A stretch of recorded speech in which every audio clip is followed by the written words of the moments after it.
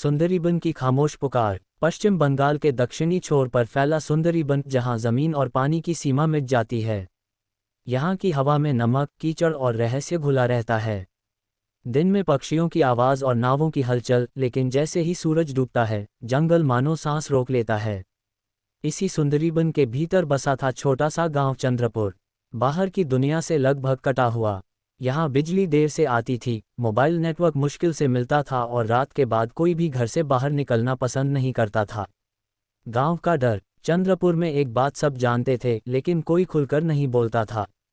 जंगल के अंदर एक चुड़ैल रहती है। बच्चों को डराने के लिए नहीं, बल्कि खुद को बचाने के लिए लोग ये बात मानते थे। बुजुर्ग कहते थे, वह चुड़ैल नहीं थी, उसे बनाया गया था। हर साल कोई न कोई आदमी जंगल में गायब हो जाता। कभी लकड़ी काटने गया, कभी शिकार करने। लाश नहीं मिलती, बस नदी किनारे उल्टे पैरों के निशान मिलते। आर्यन का आगमन। इन्हीं सब कहानियों के बीच एक दिन गांव में एक जीप आकर रुकी। उसमें से उतरा आर्यन, 17 साल का, दुबला पतला, शहर में पला बड़ा लड़का। उसके साथ उसके पिता सुधीर शर्मा थे, जो वन विभाग के अधिकारी थे। आर्यन को ये जगह अजीब लगी। इतनी शांति की कान बजने लगे। पहली ही रात उसे नींद नहीं आई। बाहर से किसी के गुनगुनाने की आवाज़ आ रही थी। आवाज़ बहुत मधुर थी, जैसे कोई पुराना दुख गा रहा हो। जब उसने खिड़की खोली तो जंगल के अंधेरे में उसे सफ़ेद सी परछाई दिखी। पलक झपकते ही वह गायब हो गई। गांव की चेतावनी। अगले दिन शारदा माँ, गांव की सबसे बुजुर्ग महिला, ने आर्यन को पास बुलाया। बेटा, यहाँ की रातों से दोस्ती मत करना। आर्यन ने हंसते हुए पूछा, आप चुड़ैल में विश्वास करती हैं? शारदा माँ की आंखें गंभीर हो गईं। मैं अन्याय में विश्वास करती हूँ, और उसका बदला कभी कभी बहुत डरावना होता है। नंदिनी मुखर्जी की कहानी। शाम को आर्यन ने पुरानी किताबों और गांव के रिकॉर्ड में एक नाम बार बार देखा। नंदिनी मुखर्जी। लगभग 100 साल पहले की बात थी। नंदिनी एक शिक्षित, स्वतंत्र सोच वाली बंगाली स्त्री थी। वह कविताएं लिखती थी, संगीत सिखाती थी और लड़कियों को पढ़ाती थी। लेकिन यही बात कुछ लोगों को चुभती थी। उसका विवाह एक क्रूर जमींदार से हुआ।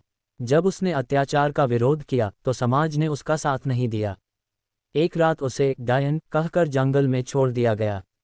उस रात तेज बारिश हुई, बिजली गिरी और पूरा जंगल कांप उठा। सुबह नंदिनी गायब थी। डर की शुरुआत। इसके बाद से ही गांव में अजीब घटनाएं शुरू हुईं। जिन लोगों ने औरतों पर जुल्म किया, वे जंगल में भटक जाते। पेड़ों से रोने की आवाज़ आती। नदी का पानी कभी कभी लाल सा दिखता कीचड़ की वजह से, पर लोग कुछ और समझते। लोगों ने मान लिया नंदिनी की आत्मा लौट आई है। रितेश का गायब होना। आर्यन का इकलौता दोस्त बना था रितेश, एक स्थानीय लड़का। एक दिन रितेश जंगल में गया और वापस नहीं आया। पूरा गांव डर गया। कोई खोजने नहीं गया, लेकिन आर्यन चुप नहीं बैठ सका। हवेली का रहस्य। रात को वह टॉर्च लेकर जंगल में घुसा। चारों तरफ अंधेरा, कीड़े मकोड़ों की आवाज़ और वही गीत। चलते चलते वह एक पुरानी हवेली के सामने खड़ा था। दीवारों पर काई जमी थी, खिड़कियां टूटी हुई थीं। अंदर से आवाज़ आए, इतनी दूर क्यों आए हो? वहां बैठी थी एक स्त्री। डरावनी नहीं, बल्कि बेहद दुखी। चुड़ैल नहीं, एक आत्मा। उसने कहा, मैं नंदिनी हूँ। मुझे चुड़ैल कहा गया क्योंकि मैंने झुकने से मना कर दिया। उसने बताया कि वह किसी निर्दोष को नुकसान नहीं पहुंचाती। वह सिर्फ उन लोगों को डराती है जो जंगल और इंसानों को नुकसान पहुंचाते हैं। रितेश सुरक्षित था, लेकिन नंदिनी बंधी हुई थी अपने अपमान और अधूरी विदाई से।